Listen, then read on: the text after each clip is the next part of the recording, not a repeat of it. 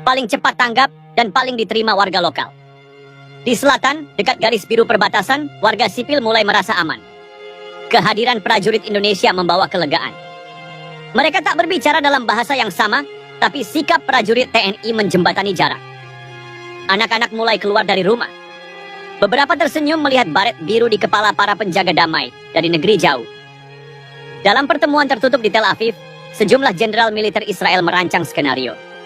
Mereka tahu tak bisa menggusur Indonesia secara terang-terangan, maka mereka menyusun operasi informasi.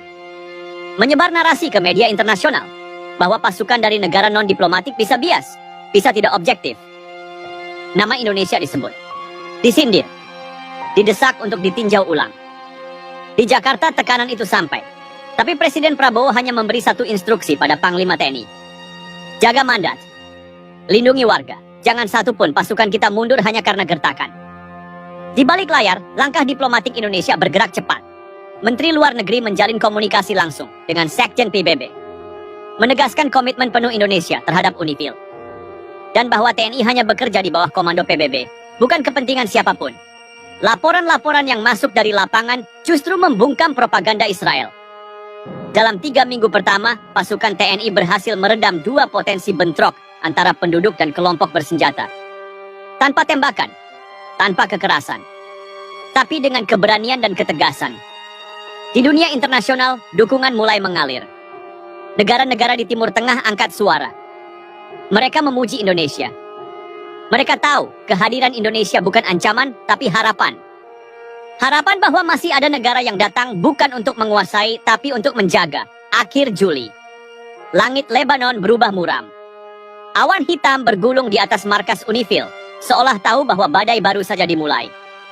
Sebuah ledakan mengguncang area patroli TNI di selatan Marjayun. Tak ada korban, tapi itu bukan peringatan biasa. Itu pesan. Pesan yang dikirim oleh pihak-pihak yang tak ingin perdamaian berakar. Pesan untuk menakut-nakuti. Tapi prajurit Indonesia tidak mundur. Mereka justru memperketat barisan, memperluas patroli, dan menegakkan kepala lebih tinggi. Di medan diplomatik, suhu tak kalah panas. Israel meningkatkan tekanan. Mereka menyerahkan dokumen ke Dewan Keamanan, menyatakan kekhawatiran atas aktivitas mencurigakan dari kontingen negara-negara tanpa hubungan diplomatik. Dalam dokumen itu, Indonesia jadi sasaran utama. Namun, apa yang terjadi justru sebaliknya. Sekjen PBB dalam pernyataan resminya menyebut Indonesia sebagai kontributor stabilitas paling disiplin dalam struktur UNIFIL.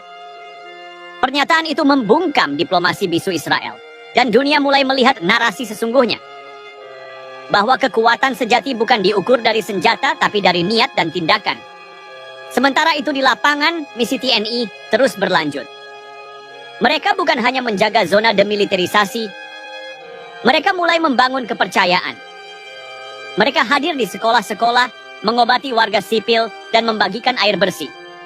Anak-anak Lebanon mulai memanggil mereka dengan nama Indonesia. Namun malam itu laporan masuk dari intelijen UNIFIL, ada pergerakan tak dikenal di wilayah yang berbatasan langsung dengan zona operasi Indonesia. Taktik bayangan mulai dimainkan.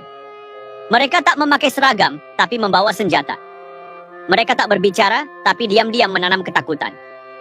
Komandan TNI di Lebanon, Kolonel Fadli Mahendra, menerima laporan itu dengan wajah keras. Ia tahu, ini bukan lagi soal perdamaian biasa.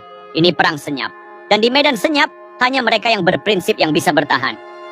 Dengan tegas ia katakan di radio lapangan, "Kita di sini atas nama kemanusiaan. Tapi jika kebenaran diganggu, maka kita akan berdiri di baris paling depan untuk menjaganya. Jangan mundur. Satu langkah pun, jangan mundur." Dan dari Jakarta, perintah itu diamini. Presiden Prabowo tak memberikan ruang pada kompromi. Ia tahu, mundur berarti tunduk. Dan Indonesia bukan bangsa yang tunduk. Israel bisa mengirim tekanan, bisa memainkan propaganda. Tapi mereka lupa satu hal. Indonesia tak datang untuk didikte. Indonesia datang karena dunia membutuhkan penjaga yang tak punya ambisi selain perdamaian. Barat terus. Tujuan utama dari misi ini adalah untuk menyelamatkan Gaza sebelum terlambat, sesuai dengan instruksi Antonio Guterres. Ini berarti pasukan perdamaian harus bekerja sama dengan berbagai pihak, termasuk pemerintah Palestina, kelompok Hamas, serta komunitas internasional lainnya untuk menciptakan zona aman bagi warga sipil, Selain itu, misi ini juga bertujuan untuk memastikan bahwa bantuan kemanusiaan bisa masuk